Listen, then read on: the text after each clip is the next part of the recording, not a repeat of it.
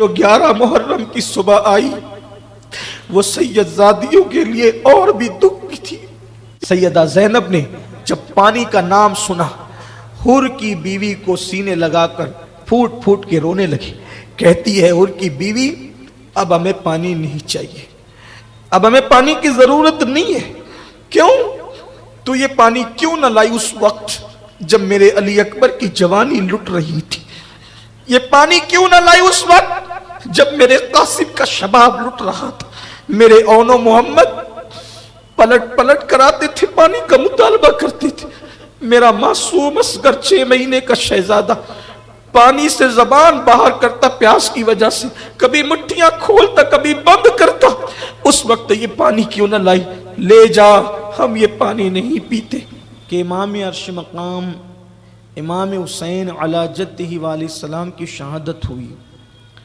امام پاک کو جب شہید کر دیا گیا، امام پاک کی جب شہادت ہو گئی تو ظالموں نے شہادت کے بعد امام پاک کے وجود ناز سے کپڑے بھی نکال لیے، آپ کے ہاتھ میں جو انگوٹھی تھی اس کو بھی لے لیا، آپ کی زرہ بھی لے لی، آپ کی تلوار بھی لے لی۔ اس طریقے سے ساری چیزیں لینے کے بعد ان ظالموں نے اعلان کیا کہ اب حسین کے جسم پر گھوڑے دوڑائے جائیں، اور وہ خوش تھے کہ ہم نے خاندان نبوت کو لوٹ لیا، وہ خوش تھے کہ اہل بیت اطہار کو انہوں نے ختم کر دیا، انہوں نے خاندان نبوت کو اجاڑ دیا، گلستان مصطفیٰ صلی اللہ علیہ وآلہ وسلم کی کلیوں کو انہوں نے مسل دیا۔ اس طرح وہ خوش تھے، اور ساتھ ہی ساتھ صرف امام حسین علی جدہ وعلیہ السلام کے جسد اقدس پر گھوڑے نہیں دوڑائے گئے، بلکہ جتنے لوگ شہید ہوئے تھے ان شہداء کی جو لاشیں خیموں کے اندر رکھی ہوئی تھی، ان لاشوں کو بھی انہوں نے واپس سے چھینا، میدان میں لائے، اور ساری لاشوں کے انہوں نے گردنیں کاٹی، سب کے سر کاٹ لیے، اور سر کاٹنے کے بعد ان پر گھوڑے دوڑائے۔ اہل سنت کی معتبر کتب کے اندر یہ بات موجود ہے۔ امام جلال الدین سیوطی ہوں، امام ابن حجر ہوں، اسی طریقے سے اور بھی ہمارے جو بزرگ حضرت شاہ عبدالعزیز ہوں، حضرت مولانا حسن بریلوی ہو، اس طرح کے کئی بزرگوں نے یہ بات لکھی اپنی اپنی کتابوں میں کہ جس وقت امام عرش مقام امام حسین علی جدہ وعلیہ السلام کے سر انور کو تن سے جدا کیا گیا تو اسی وقت سورج کو گہن لگ گیا، سورج گہنا گیا، اور ایسا اندھیرا چھایا کہ دن کے وقت میں تارے نظر آنے لگے، دن کے وقت تارے دکھنے لگے، دن کے وقت رات کا سما پیدا ہو گیا، اور اس کے بعد خون کی برسات ہونے لگی۔ تاریخ میں آتا ہے کہ 3 دن تک خون کی برسات ہوئی، اور بعض لوگوں نے لکھا کہ 7 دن تک خون کی برسات ہوئی، اور یہ جو برسات ہوئی خون کی تو یہ جن کپڑوں کے اوپر یہ خون گرا تو وہ کپڑے پھٹتے پھٹ گئے، ریزہ ریزہ ہو گئے، لیکن وہ خون کا اثر نہ گیا۔ لوگوں کے مٹکے، لوگوں کے برتن خون سے بھر گئے، دیواروں پر خون کا اثر آ گیا۔ امام سیوطی لکھتے ہیں کہ بیت المقدس میں، ملک شام میں جو بھی پتھر ان دنوں ہٹایا جاتا اس کے نیچے سے تازہ خون نکلتا ہوا نظر آتا۔ یہاں صرف یہ بات کہنا چاہتا ہوں کہ جب لوگ یہ کہتے ہیں کہ اور بھی تو شہادتیں ہوئی ہے، شہادت حسین کا اتنا چرچا کیوں ہے، تو یہ بات کہی جا سکتی ہے کہ ساری شہادتیں عظمت والی، بزرگی والی، قابل احترام ہیں، لیکن کیا کسی شہادت پر اللہ نے اتنے غضب کا اظہار فرمایا؟ اللہ نے اتنے جلال کا اظہار فرمایا؟ رب تبارک و تعالیٰ کی طرف سے اس طرح کی اتنی کثیر نشانیاں ظاہر ہوئی؟ اللہ تبارک و تعالیٰ نے آسمان کو سرخ کر دیا۔ ہمارے بزرگوں نے لکھا، کتب تاریخ کی کتب میں موجود ہے اور سیر میں موجود ہے، اسی طریقے سے جو ہے وہ محدثین نے اپنی کتب میں لکھا کہ آسمان سرخ ہو گیا، اور 6 مہینے تک آسمان سرخ اور لال رہا، 6 مہینے تک اس کا اثر رہا، اور پھر وہ سرخی چھٹتے چھٹتے چھٹی۔ امام سیوطی لکھتے ہیں، سید محمود آلوسی نے لکھا کہ وہ جب چھٹی ہے تو پھر اب جو شفق کے ساتھ جو مخصوص سرخی نظر آتی ہے یہ وہی واقعہ کربلا کی نشانی ہے۔ شفق کے ساتھ اس طرح کی سرخی کربلا کے واقعے سے پہلے نہیں دیکھی جاتی تھی، یہ واقعہ کربلا کی بات کی نشانی ہے۔ یعنی کہ اگر کوئی یہ سمجھتا ہے کہ میں محفل حسین سجا کر کسی پہ احسان کرتا ہوں یا ذکر حسین یا یاد حسین کر کے میں کسی پہ احسان کرتا ہوں، تو یاد رکھیں 10 دن 3 دن 5 دن کی یہ محفلیں لوگ کرتے ہیں یادگار کے طور پر، لیکن شفق کے ساتھ قدرت روزانہ شام کو سرخی ظاہر کر کے بتاتی ہے۔ کوئی یاد حسین کرے نہ کرے، کربلا کی یاد روزانہ شفق کے ساتھ سرخی کی شکل میں قدرت ظاہر کر رہی ہے اور لوگ اس کو یاد کرتے رہیں گے۔ اللہ اکبر، خون برسا، آسمان سرخ ہو گیا، دن کے وقت تارے نظر آنے لگے، سورج کو گہن لگ گیا، اور وہ بدبخت چونکہ جب قدرت کسی کی عقل پہ پردہ ڈال دیتی ہے، کہا جاتا ہے کہ خدا جب دین لیتا ہے تو عقلیں چھین لیتا ہے، سجھائی نہیں دیتا، دکھائی نہیں دیتا، سمجھ میں نہیں آتا۔ ابو جہل نے چاند کے 2 ٹکڑے ہوتے ہوئے دیکھا لیکن وہ ایمان نہیں لایا۔ اللہ اکبر، کئی معجزات ان لوگوں نے دیکھے، ایمان نہیں لائے، سمجھ میں نہیں آتی تھی باتیں۔ خون کی برسات ہو رہی ہے، کچھ تو ہوش آ جاتا، کچھ تو سمجھ میں آ جاتا، نہیں سمجھے۔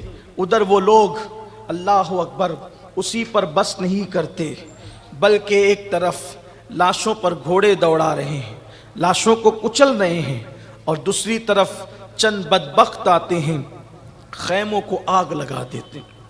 جس میں بیویاں تھیں ان خیموں کو آگ لگا دی گئی، اور آگ لگانے کے بعد سیدہ زینب خود فرماتی ہیں، یزیدیوں کے ساتھ ایک شخص تھا جس کا نام حمید بن مسلم تھا، وہ کہتا ہے کہ جب خیموں کو آگ لگا دی گئی اور خیمے جلنے لگے تو کیفیت یہ ہوئی کہ پھر چند بدبخت بڑے، اور بڑھنے کے بعد سکینہ اور جو دوسری سیدانیہ سید زادیاں تھی ان کے زیورات وہ چھیننے لگے۔ ننھی سی 7 سال کی شہزادی سکینہ، ان کی بالیاں ایسے چھینی کہ کان کٹ گئے، اور وہ جو کان کٹے تاریخ میں آتا ہے کہ آخری دم تک سیدہ سکینہ کے کان ویسے کٹے رہے، خون کی پھواریں نکلنے لگی، اور سیدہ سکینہ نے سوچا کہ میں اپنا تعارف کرا دوں گی تو شاید یہ لوگ مجھ پہ رحم کریں گے، اس لیے کہ مسلمان ہیں، بحیثیت مسلم کم سے کم یتیموں کے لیے تو ان کے دل میں نرمی ہوگی۔ تو سیدہ سکینہ نے کہا، بالی سکینہ نے، شہزادی سکینہ نے کہا رحم کرو ہم پر، ہم اہل بیت ہیں، اور پھر کہا کہ میں حسین کی یتیم بیٹی ہوں، میرے بابا کا انتقال ہو گیا، میں حسین کی یتیم بیٹی ہوں۔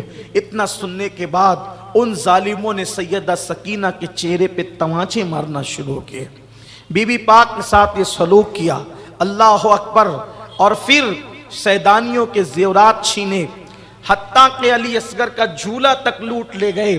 سیدہ زینب فرماتی ہیں کہ ایک چمڑے کے بستر پر جو ہے وہ حضرت امام زین العابدین بیمار جو ہے وہ بے ہوش پڑے ہوئے تھے، ان ظالموں نے وہ چمڑے کا بستر تک چھین لیا، ان کے نیچے سے کھینچ لیا، اللہ اکبر، اور پھر اسی پہ بس نہیں کیا، ان لوگوں نے بیبیوں کی چادریں تک چھین لی۔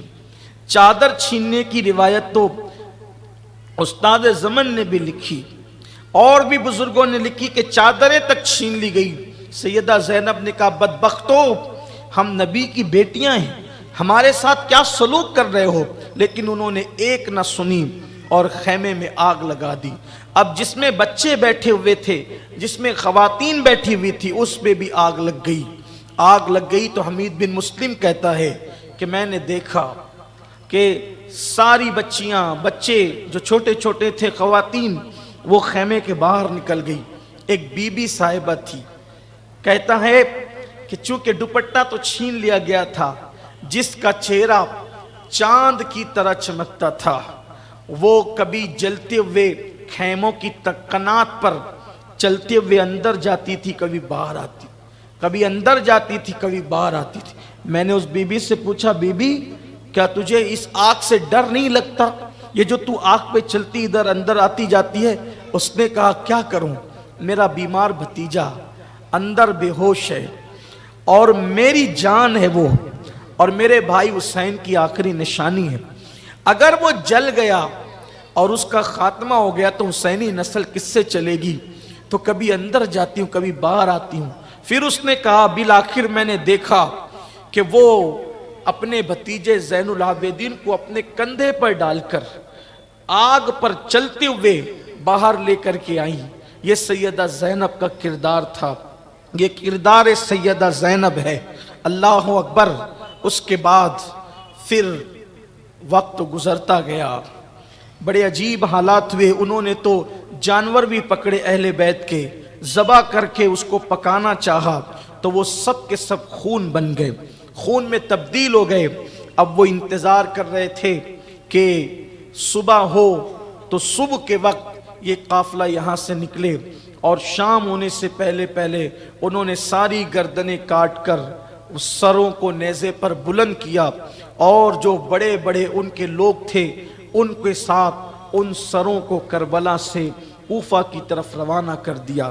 چونکہ کوفہ اور کربلا میں کوئی زیادہ فاصلہ نہیں ہے تو وہ سر لے کر 72 سر لے کر وہ کوفہ کی طرف روانہ ہو گئے۔ اللہ اکبر۔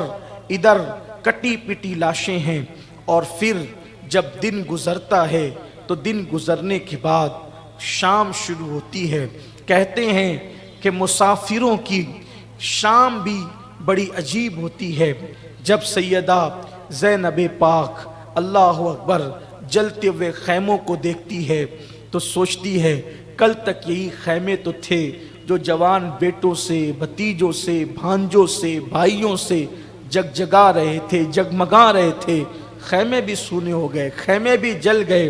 کبھی ادھر دیکھتی ہے، صدمہ ہے، چادریں چھین لی گئی، جن کے دوپٹوں کو کبھی اجنبی مردوں نے نہیں دیکھا تھا، جن کے گھر میں جبریل امین اجازت کے بغیر نہیں آتے تھے، آج ان کے خیمے جل گئے، دوپٹے چھین لیے گئے، ان کے چہروں پہ تماچے مارے جا رہے ہیں۔ بھوک اور پیاس کا الگ عالم ہے، کٹی پٹی لاشیں پڑی ہوئی ہے۔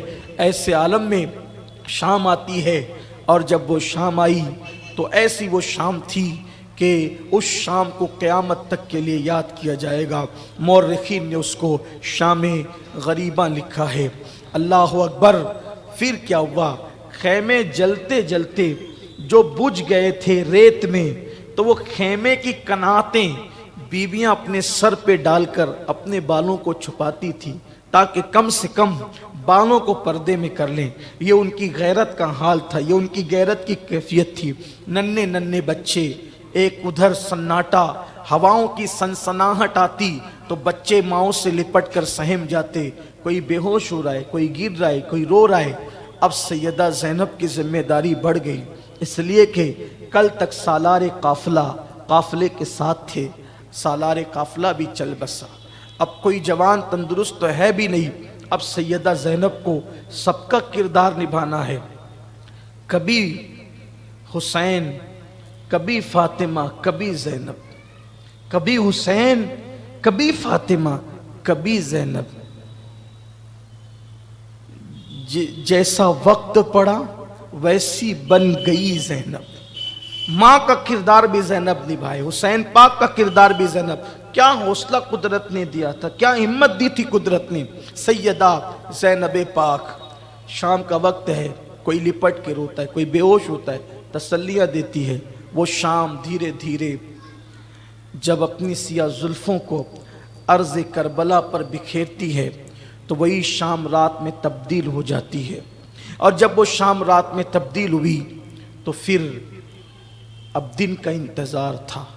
ادھر وہ بدبخت شراب و کباب میں مصروف ہو گئے، ایک دوسرے کے ساتھ ہنسی کھیل کرنے لگے۔ سیدہ زینب نے سوچا کٹی پٹی لاشیں ہیں، ان لاشوں پر پہرا دے ورنہ کہیں درندے لاشوں کو نقصان نہ پہنچائے۔ बीबी ज़ैनब के पास कोई डंडा भी न था, कोई हथियार भी न था ताकि वो ले करके पहरा देती। बीबी ज़ैनब ने रेत में कुछ ढूंढना शुरू किया। एक टूटा हुआ खंजर अली की बेटी के हाथ लगा। वही टूटा खंजर लेकर लाशों के इर्द गिर्द पहरा देने लगी ताकि दरिंदों से, ये जो दरिंदे इनसे या वो जो दरिंदे हैं जो इंसानी शक्ल में, उनसे अब लाशों को बचाएं। और फिर सैयदा ज़ैनब अंधेरे में लाशों पे पहरा दे रही थी। ऐसे में देखा कि उन लाशों से किसी की सिसकियों की आवाज़ आ रही है। कोई सिसक सिसक करके उन लाशों के अंदर रो रहा है। बीबी सैयदा ने लाशों की तरफ तवज्जो की तो किसी के रोने की आवाज़ सुनी। तो जब आवाज़ पर पहुंची तो क्या देखा, एक दबी कुचली लाश है, एक दबी कुचली लाश है। पहचानना सैयदा के लिए उसको मुश्किल न था, लेकिन है दबी कुचली, सर नहीं है उसका, और उसके सीने पर सर रखकर सकीना रोती है और बाबा बाबा कहती है और सिसकियां लेती है। सैयदा सकीना को बीबी ज़ैनब अपने उठाती है, सीने से लगाती है। कहा बेटी यहाँ कैसे पहुंची? कहा कि फूफी अम्मी आपको तो पता है ना, आपको तो मालूम है ना कि मुझे मेरे बाबा के सीने के बगैर, मेरे बाबा के सीने के बगैर नींद नहीं आती। मेरे बाबा मुझे सीने पे सुलाते थे तो मैंने इन कटी हुई लाशों के पास आके कहा, बाबा कहाँ हैं आप? आपकी सकीना सोना चाहती, आप कहाँ हैं? तो मैंने देखा फूफी इसी लाश से आवाज़ आई थी, मेरी सकीना तेरा बाबा यहाँ है। तो मैं यहाँ पर आ गई। फूफी अम्मी सैयदा सकीना को सीने से लगाया। एक शख्स जो यजीद के लश्कर में था वो कहता है कि जब इमाम हुसैन की लाश घोड़ों से कुचली जा रही थी तो हड्डियों की कड़कड़ाहट की आवाज़ हमने सुनी। इस तरह से इमाम की लाश कुचली गई। सैयदा सकीना को उठाकर फिर आपने बीबियों के पास पहुंचाया और जहां सब खवातीन बैठी हुई थी, खुले आसमान के नीचे सैदानियाँ सैयदजादियाँ बैठी हुई है। सैयदा सकीना टूटा खंजर लेकर के पहरा दे रही है। अब ऐसे में सैयदा ज़ैनब किसी को देखती है कि कोई आने वाला लाशों की तरफ आता है। सैयदा ने गरजदार आवाज़ में जो है वो गरजदार आवाज़ में कहा, कौन हो तुम? और हाथ का खंजर तान दिया। कहा खबरदार अब आगे नहीं बढ़ना। अब क्या चाहते हो? सब तो लूट लिया, जवानों की जवानी लूट ली, बचपनों का मासूम बचपन लूट लिया, बीबियों के जेवरात छीन लिए, अली असगर का झूला छीन लिया, खैमे जला दिए, हत्ता कि तुमने अपने नबी की बेटियों के दुपट्टे तक छीन लिए। अब हमारे पास बचा क्या है? क्या लेने आते हो? अब क्या चाहते हो? अब सब्र का पैमाना लबरेज न हो, वहीं रुको, वरना अली की बेटी अब तुम पर अपना हथियार उठाकर तुम्हें जो है वो जहन्नम रसीद कर देगी। वो आने वाला जो आ रहा था उसने कहा, बीबी मैं मर्द नहीं हूँ, मैं औरत हूँ और मैं हुर की बीवी हूँ और मुझे ये जिम्मेदारी दी गई है या मैंने गुजारिश की है कि अब चौथी सुबह तुलू हो रही है, नन्हे नन्हे छोटे छोटे बच्चे हैं, चौथी सुबह तुलू हो रही, न खाना है न पानी है। तुम कहते हो कि कैदी बनाकर यजीद के दरबार में ले जाएंगे और इनाम पाएंगे, तो कम से कम लेकर तो उन्हें जाओगे कि जो लोग हयात होंगे, जिंदा होंगे, ये मर जाएंगे तो कैसे ले जाओगे? इसलिए इनको कुछ पानी पिलाओ, कुछ खिलाओ। तो उन्होंने मुझे पानी दिया है। बीबी मैं पानी लेकर आई हूँ, ये बच्चों को पिलाए, आप पिए। सैयदा ज़ैनब ने जब पानी का नाम सुना, हुर की बीवी को सीने लगाकर फूट फूट के रोने लगी। कहती है हुर की बीवी, अब हमें पानी नहीं चाहिए, अब हमें पानी की जरूरत नहीं है। क्यों? तो ये पानी क्यों न लाई उस वक्त जब मेरे अली अकबर की जवानी लुट रही थी? ये पानी क्यों न लाई उस वक्त जब मेरे कासिम का शबाब लुट रहा था? मेरे औनो मोहम्मद पलट पलट कराते थे, पानी का मुतालबा करते थे। मेरा मासूम असगर 6 महीने का शहजादा پانی سے زبان باہر کرتا پیاس کی وجہ سے، کبھی مٹھیاں کھولتا کبھی بند کرتا، اس وقت یہ پانی کیوں نہ لائی، لے جا ہم یہ پانی نہیں پیتے۔ حور کی بیوی نے کہا بی بی وہ میرا مذاق اڑائیں گے، قبول کر لیں پانی، آپ کو آپ کی امی بی بی سیدہ کا واسطہ۔ جب نام ماں کا سنا، سیدہ پاک نے حور کی بیوی کو ساتھ لیا اور ساتھ لے کر کے وہاں چلی جہاں چھوٹے چھوٹے بچے بیویاں بیٹھی ہوئی تھی۔ مورخین نے بیان کیا ہے بچوں کی اور بیویوں کی تعداد کل ملا کر 22 سے 25 ہوتی تھی، وہ سب وہاں بیٹھی ہوئی تھی۔ وہ حور کی بیوی کے ہاتھ میں مشکیزہ تھا۔ سیدہ پاک نے بی بی سیدہ زینب نے پانی نکالا کٹورے میں، اتنے وقت میں جب سیدہ سکینہ بے ہوش ہو چکی تھی، چہرے پہ چھینٹے دیے، ہوش میں آئی۔ ہوش میں آنے کے بعد سیدہ سکینہ کو بی بی زینب پاک نے کہا لو بیٹے میرے لال پانی پی لو۔ جیسے پانی کا نام سنا تو سیدہ سکینہ نے کہا پھپھی امی کیا چچا عباس فرات سے واپس آ گئے ہیں؟ فرات سے چچا واپس آئے ہیں؟ سیدہ نے کہا روتے ہوئے نہیں بیٹی، تیرا چچا تو فرات کے کنارے ہی سو گیا، اب تیرا چچا کبھی واپس نہیں آ سکتا، تیرا چچا کبھی لوٹ کر نہیں آئے گا سکینہ۔ یہ پانی حور کی بیوی لائی ہے بیٹی، لو پانی پی لو۔ پھر سکینہ نے دوسرا سوال کیا پھپھی امی کیا تم لوگوں نے پانی پی لیا؟ تو کہا کہ بیٹے نانا کا فرمان ہے کہ جب کھانے پینے کی چیز ملے تو پہلے چھوٹوں کو کھلاؤ پلاؤ پھر بعد میں بڑے۔ میری بچی اس پورے قافلے میں سب سے چھوٹی عمر تمہاری ہے، پہلے تم پیو بعد میں ہم دیکھیں گے۔ اتنا سننا تھا۔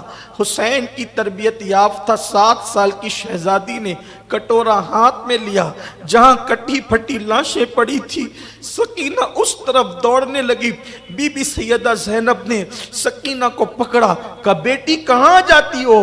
کہا پھپھی امی ابھی تو آپ نے کہا کہ کھانے پینے کی چیز آئے تو پہلے چھوٹوں کو کھلاؤ پلاؤ پھر بڑے کھائیں پیئیں، اور آپ بھول گئی ہیں کہتی ہے پورے قافلے میں سب سے چھوٹی سکینہ ہے۔ نہیں پھپھی، سب سے چھوٹا میرا بھیا علی اصغر ہے، پہلے میں علی اصغر کو پلا لوں، میرا بھیا بڑا پیاسا ہے۔ سیدہ سکینہ کو سینے سے لگا کر بیویوں نے خوب رویا، خدا جانے وہ آنسو کیسے خشک ہوئے۔ خدا خدا کرتے کرتے رات گزری، روتے ہوئے آنسو بہاتے ہوئے، اور پھر جب صبح کا سویرا نمودار ہوا تو خیال تھا کہ صبح آئے گی تو صبح کوئی خیر کا پیغام لائے گی، لیکن جو 11 محرم کی صبح آئی وہ سید زادیوں کے لیے اور بھی دکھ کی تھی، اس لیے کہ جب صبح ہوئی صبح کو تیمم کے ساتھ بیویوں نے نماز ادا کی، اور نماز ادا کرنے کے بعد وہ ظالم یزیدی پھر آئے، اور آنے کے بعد ان سید زادیوں کے ہاتھوں میں ہتھکڑیاں پہنائی جن کی کلائیاں کبھی کسی اجنبی مرد نے نہیں دیکھا تھا، ان کے ہاتھ میں ہتھکڑیاں ڈالی۔ امام زین العابدین کئی دن کے بیمار تھے، ان کے ہاتھ میں ہتھکڑیاں، ان کے پیروں میں بیڑیاں، خاردار توق ان کے گلے میں ڈالا، اور پھر ایک ایک رسی سے اور ایک ایک زنجیر سے کئی کئی لوگوں کو باندھا، چھوٹے کے ساتھ بڑے کو، بڑے کے ساتھ چھوٹے کو۔ بس وجہ یہ تھی کہ چھوٹے اور بڑے جب ساتھ میں بندھیں گے تو ہوگا یہ کہ بچے جھکیں گے، بچوں کے لیے بڑوں کو جھکنا پڑے گا، اور جب بڑے اٹھیں گے تو بچوں کو جب وہ ان کے گلے میں تکلیف ہوگی، ان کے ہاتھوں میں تکلیف ہوگی۔ بچوں پر بھی رحم نہیں کیا، کن کے؟ لوگ تو کافروں کے بچوں پر بھی رحم کرتے ہیں۔ آج ٹرین بسوں میں سفر میں کافر کا بچہ روتا ہے، لوگ اس کو بھی چپ کرانے کے لیے کوششیں کرتے ہیں، لیکن یہ نبی کے شہزادے تھے، نبی کی شہزادیاں تھیں، ان کے بچوں کے ساتھ یہ سلوک کیا گیا، یہ حال کیا گیا، کیفیت کی گئی۔ اور امام زین العابدین کے ہاتھ میں اونٹنیوں کی نکیل دے دی گئی کہ یہ لے کر کے چلو. اتنے دن کی بیماری، اٹھا نہیں جاتا تو اذیت دی جاتی ہے، کچوکے لگائے جاتے ہیں.